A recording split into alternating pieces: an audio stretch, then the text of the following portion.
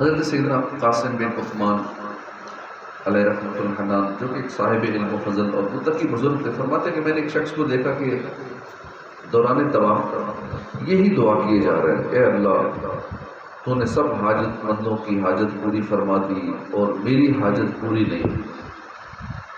میں نے اس سے نرالی دعا کے بارے میں پوچھا، بار بار اسی دعا کی تکرار کیوں کر رہے؟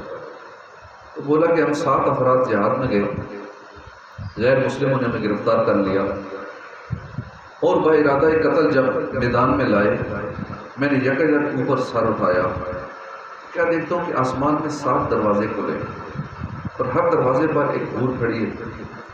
جیسے ہی ہمارے ایک رفیق کو شہید کیا گیا، میں نے دیکھا کہ ایک حور ہاتھ میں رومال لیے اس شہید کی روح لینے کے لیے زمین پر اتر پڑی۔ اسی طرح میرے 6 رفقا شہید کیے گئے اور سب کی روحیں لینے ایک ایک حور اترتی رہی۔ جب میری باری آئی تو ایک درباری نے اپنی خدمت کے لیے مجھے بادشاہ سے مانگ لیا اور میں شہادت کی سعادت سے محروم رہ گیا۔ میں نے ایک حور کو کہتے سنا کہ اے محروم، آخر اس سعادت سے تو کیوں محروم رہا؟ پھر آسمان کے 7 دروازے بند ہو گئے۔ اے بھائی، مجھے اپنی محرومی پر سخت افسوس ہے، کاش مجھے بھی شہادت کی سعادت عنایت ہو جاتی۔ یہی وہ حاجت ہے جس کا آپ نے دعا میں سنا۔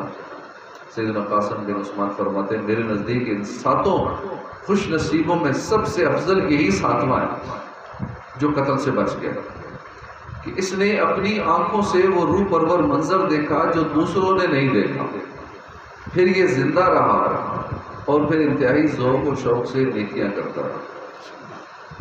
جو حور کو دیکھ لے، ایسے پیارے مناظر دیکھ لے، وہ تو اور دل لگا کے عبادت کرتے ہیں۔ اللہ کی رحمتوں کے صدقے ہماری انصاف کرے۔ مال و دولت کی دعا ہم نہ خدا کرتے ہیں، ہم تو مرنے کی مدینے میں دعا کرتے ہیں۔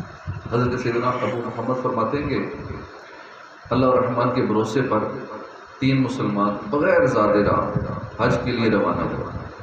دوران سفر انہوں نے عیسائیوں کی ایک بستی میں قیام کیا۔ ان میں سے ایک کی نظر ایک خوبصورت نصرانی یعنی کرسچن عورت پر پڑی تو اس پر اس کا دل آ گیا۔ وہ عاشق ہیلے بہانے سے اس بستی میں رک گیا۔ 3 حاجی تھے، ایک وہیں رک گیا، 2 آگے چل پڑے۔ اب اس عاشق نے اپنے دل کی بات اس عورت کے والد سے کی۔ اس نے کہا، اس کا مہر تم نہیں دے سکو گے۔ پوچھا کیا مہر ہے؟ جواب ملا کہ عیسائی ہو جاؤ، یہ اس کا مہر ہے، کرسچن ہو جاؤ۔ اس بد قسمت نے عیسائیت اختیار کر کے اس عورت سے نکاح کر دیا۔ 2 بچے بھی پیدا ہوئے اور آخر وہ مر گئے۔ اس کے دونوں رفقا حاجی کے سفر میں دوبارہ اسی بستی سے گزرے تو تمام حالات سے باخبر ہوئے۔ انہیں سخت افسوس ہوا جب وہ نصرانیوں کے قبرستان کے قریب سے گزرے تو اس کی قبر پر، اس عاشق نشاد کی قبر پر ایک عورت اور 2 بچوں کو روتے پائے۔ وہ دونوں حاجی بھی اللہ کی خفیہ تدبیر یاد کر کے رونے لگے۔ عورت نے پوچھا، آپ لوگ کیوں رو رہے ہیں؟ انہوں نے مرنے والے کی مسلمان ہونے کی حالت میں نماز، عبادت، زہد و تقوی وغیرہ کا تذکرہ کیا۔ جب عورت نے یہ سنا تو اس کا دل اسلام کی طرف مائل ہو گیا اور وہ اپنے دونوں بچوں سمیت مسلمان ہو گئے۔ اللہ کی ان پر رحمتوں کے صدقے ہماری بے حساب مغفرت۔ کیسا یہ دل ہلا دینے والا معاملہ ہے کہ راہ حرم کا نیک پرہیزگار مسافر، ایک تو پہلے سے ہی نیک تھا اور سفر کون سا تھا؟ حج کا سفر، اچانک عشق مجازی کے چکر میں پھنس گیا اور دل کے ساتھ دین بھی دے بیٹھا اور مختصر سا وقت رنگ رلیاں منا کر موت کے راستے اندھیری قبر کی سیڑھی اتر گیا۔ اس حکایت سے درس عبرت لیتے ہوئے ہم سب کو اللہ کی خفیہ تدبیر سے ڈرنا چاہیے اور خاتمہ بالخیر کی دعا کرتے رہنا چاہیے۔ نہ جانے ہمارے ساتھ کیا معاملہ ہوگا کہ نمازیں پڑھ کے، نیک اعمال کر کے، حج عمرے کر کے کہیں ایسا نہ ہو کہ مرتے وقت ایمانی برباد ہو جیسا کہ اس شخص کے ساتھ ہو۔ ایمان کی حفاظت کی دعا کرتے رہنا چاہیے اور اس کی فکر بھی کرتے رہنا چاہیے۔ وہ نیک تھا، مسلمان تھا، وہ کافر ہو گیا اور اس کی بیوی اور بچے جو عیسائی تھے وہ مسلمان. کیسا معاملہ ہے، اللہ کی خفیہ تدبیر ہے. جہاں میں نے عبرت کے ہر سو نمونے مگر تجھ کو اندھا کیا رنگوں کو.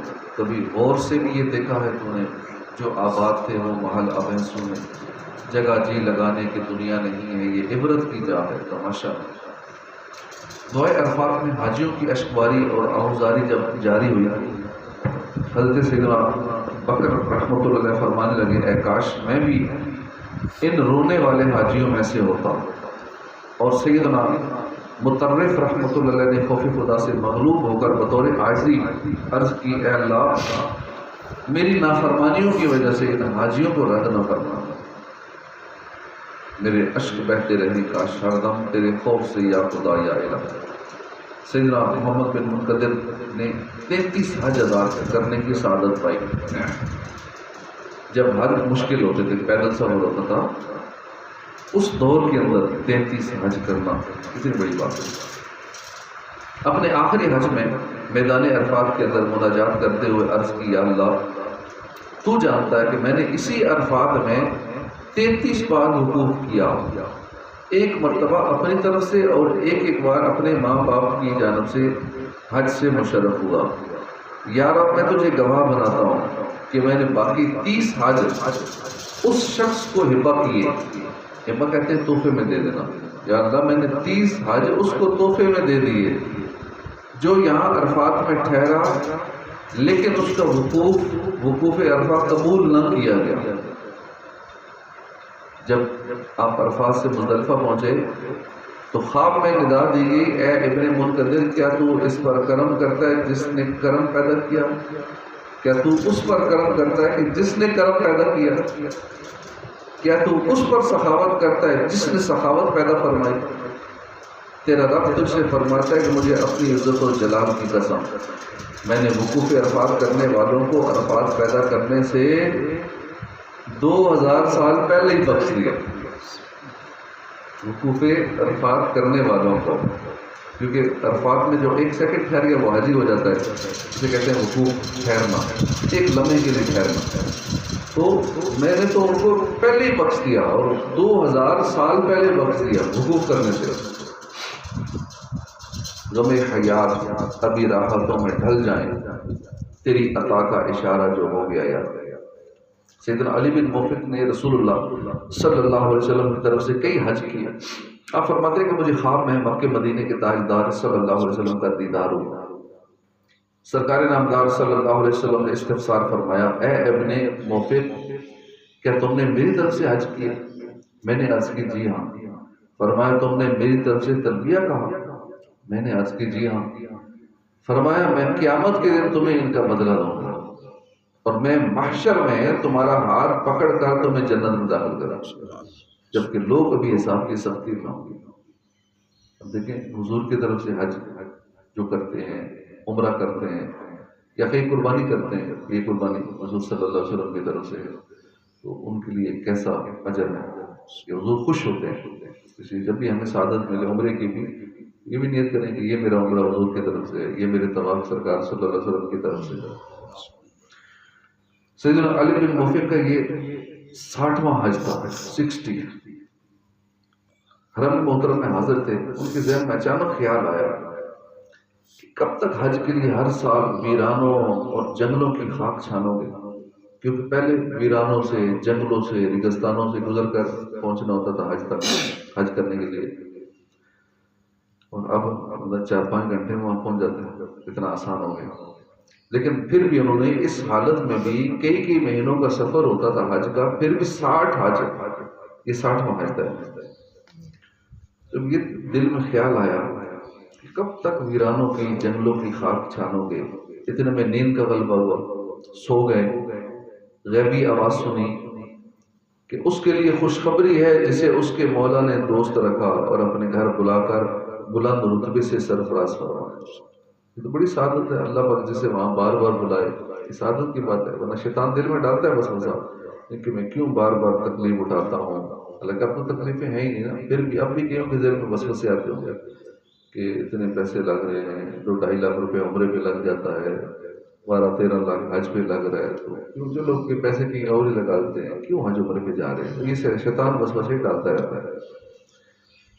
ذوف مانا مگر یہ ظالم دل ان کے رستے میں تو تھکا نہ کرے۔ جب پکے مدینہ کا سفر ہو تو پھر دل میں وسوسے نہیں لانے چاہیے، پھر تھکاوٹ وغیرہ نہیں لانی چاہیے، پھر خوش ہو کے یہ سفر کرنا چاہیے۔ حضرت سیدنا ذوالنون مصری نے کعبہ مشرفہ کے پاس ایک نوجوان کو دیکھا جو مسلسل نماز پڑھے جا رہا تھا اور رکنے کا نام ہی نہیں لیتا تھا۔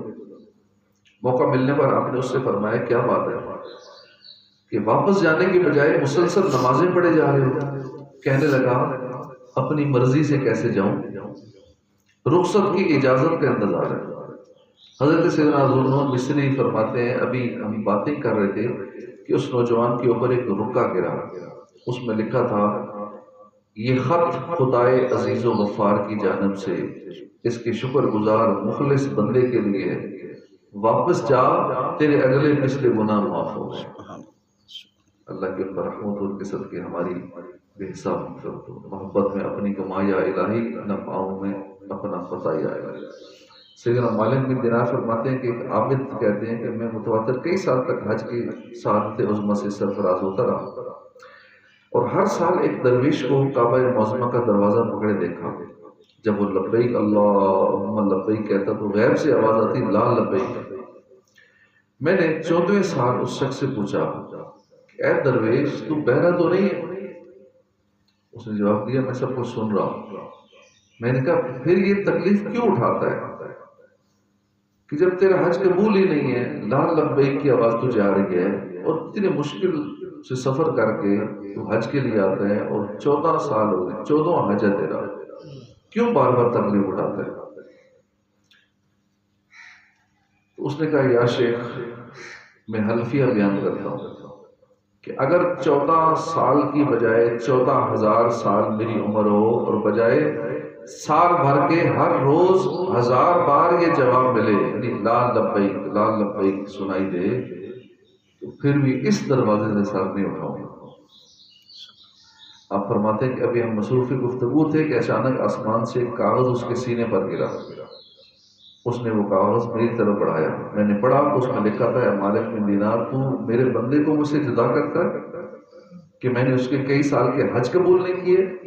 ایسا نہیں ہے، بلکہ اس مدت میں آنے والے تمام حاجیوں کے حج بھی اسی کی پکار کی وجہ سے قبول کر دے تاکہ کوئی میری بارگاہ سے محروم نہ رہے۔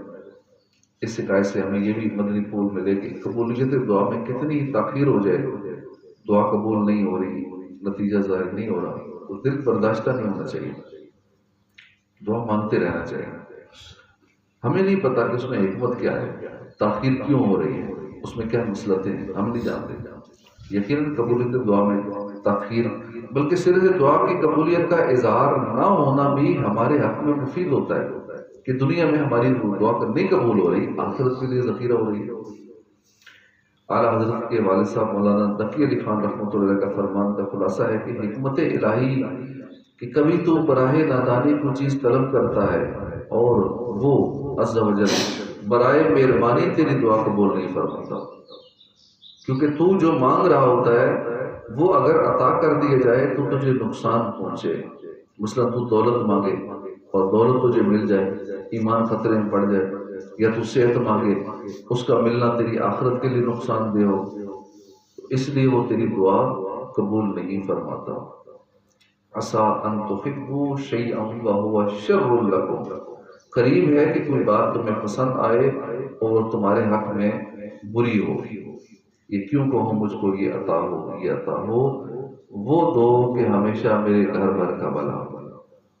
دعا قبول ہو یا نہ ہو تو مانگنے میں کوتاہی نہیں کرنی چاہیے، دعا زیادہ سے زیادہ مانگنی چاہیے، اپنے پروردگار کو پکارتے رہنا بھی یہ بہت بڑی سعادت ہے، اور حقیقت میں یہ عبادت ہے۔ اللہ سے مانگتے رہنا، ہاتھ اٹھا کر مانگیں لیکن ہاتھ نہیں بھی اٹھائیں، ایسے مانگتے رہیں، چلتے پھرتے مانگتے رہیں، سوتے ہوئے مانگتے رہیں، اللہ سے دعا کرتے رہیں، دل ہی دل میں کرتے رہیں، زبان سے کرتے رہیں۔ ضروری نہیں کہ ہاتھ اٹھا کر ہی کریں تو وہی دعا ہوتی ہے، اس کے علاوہ بغیر ہاتھ اٹھائے بھی دعا ہوتی ہے، تو یہ حقیقت میں عبادت ہے۔ ایک ضعیف العمر بزرگ ایک نوجوان کے ساتھ حج کرنے گئے، جو ہی احرام باندھ کر کہا لبیک، غیر سے آواز آئی لا لبیک۔ نوجوان حاجی نے ان سے کہا کیا آپ نے یہ جواب سنا؟ بوڑھے حاجی نے فرمایا جی ہاں، میں تو 70 سال سے یہ جواب سن رہا ہوں، میں ہر بار عرض کرتا ہوں لبیک، جواب آتا ہے لا لبیک۔ نوجوان نے کہا پھر آپ کیوں آتے ہیں؟ سفر کی تکالیف اٹھاتے ہیں، خود کو تھکاتے ہیں۔ بوڑھی حاجی صاحب رو پڑے، رو کے کہنے لگے پھر میں کس کے در پہ جاؤں؟ اللہ کے در پہ نہ ہوں پھر اور کہاں جاؤں؟ مجھے خواہ رد کیا جائے یا قبول کیا جائے، میں نے بس یہی آنا ہے، اس در کے سوا میری کہیں پناہ نہیں ہے۔